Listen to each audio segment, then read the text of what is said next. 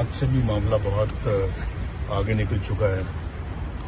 और फिर देखें कि रात के अंधेरे में ये डाके मार रहे हैं। जो पेट्रोल और तेल की कीमतें जो बढ़ाई हैं वो रात के अंधेरे में बढ़ाई हैं। अब बताएं कि रात के अंधेरे में तो डाके पड़ते हैं ना, ये आवाम की जेबों पे बहुत बड़ा डाका है ये जो उन्होंने रात को मारा है।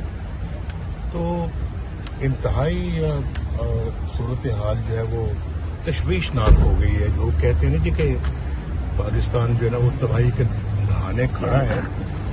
अब तो अल्लाह रहम करे, गड़े में गिर चुका है पाकिस्तान।